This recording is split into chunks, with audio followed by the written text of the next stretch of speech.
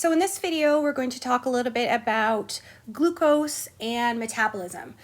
If you have a really good understanding of cellular respiration and metabolism from, say, your high school biology class, feel free to just skip through this video. It's a rather short one, and while it might not necessarily be a part of your curriculum, spending the 5 minutes looking this stuff over will really help you to understand the things that you have to know for a nursing exam.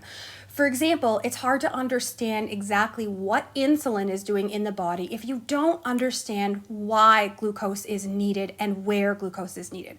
So if you have the time, I recommend spending 5 minutes going through this video. If not, feel free to skip it and move on to the next one where we'll talk about insulin and what insulin does in the body.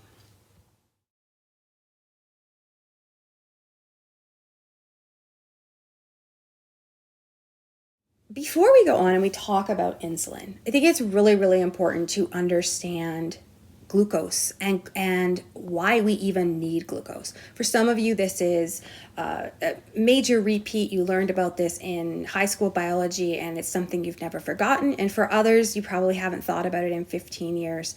And I find this very helpful. So what is the glucose doing in your blood anyway? Well, the glucose comes from carbs, right? So when we eat carbohydrates, the body breaks it down into, we're keeping this very simple, it breaks it down into glucose. In order for our cells to perform cellular respiration or metabolism, you can use those interchangeably for our purposes. It takes a glucose molecule, one glucose molecule, and 6 oxygen molecules, and it kind of rearranges them and moves a bond here and it moves a bond over there, and does a few very complicated processes, and ultimately what we end up with is 6 carbon dioxide molecules, 6 water molecules, and this should say 34 ATP, or adenosine triphosphate. Adenosine triphosphate is incredibly important because this is where the body's energy comes from. And so the whole point of this is to take that glucose out of the blood, out of the food that we've eaten, and use it to create energy in the body. And so if you look over here, you'll see this kind of really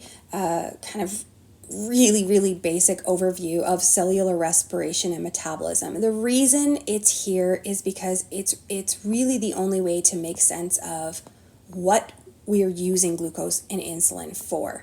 So again, we start out with this glucose and this oxygen, and we end up with, CO2 and energy. There are 3 kind of major steps to that happening. The first is called glycolysis. And so you guys all know how much I love to break down words. And so if we don't know what this word means, we can break it down. We know that lysis is always going to mean breaking up of, and glyco is going to mean glucose. And so this word is the breaking up of glucose. And so this is the first step in cellular respiration, in creating energy out of glucose. At the end of this first step, you end up with this stuff called pyruvate. The pyruvate then kind of turns itself into, these are very basic explanations, but this stuff called acetyl-CoA, which then starts the second step of cellular respiration, which is the Krebs cycle. You've probably heard of this before.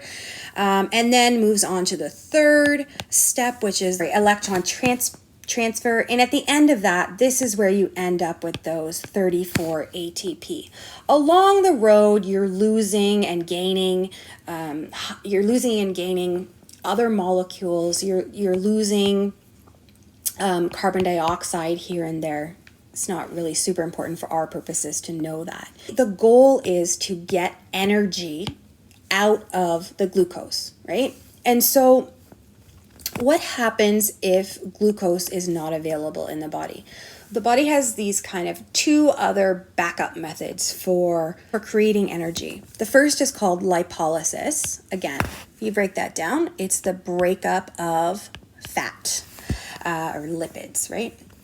It breaks down triglycerides into, if you remember when we talked about coronary artery disease, we talked about what a triglyceride looks like and how it's made up of this glycerol molecule and then these kind of fatty acid chains, right? Well, when we break this up, we actually can take the parts of it, the glycerol, the fatty acids, whatever, and we can use that to create energy. The same can be said for protein breakdown. We can break down the protein that is stored in our muscles. We can break that down into amino acids and create energy that way. These are not ideal ways of creating energy. They have byproducts, and there's issues with both of them. So we really want to stick with glucose in terms of our cellular respiration, cellular metabolism.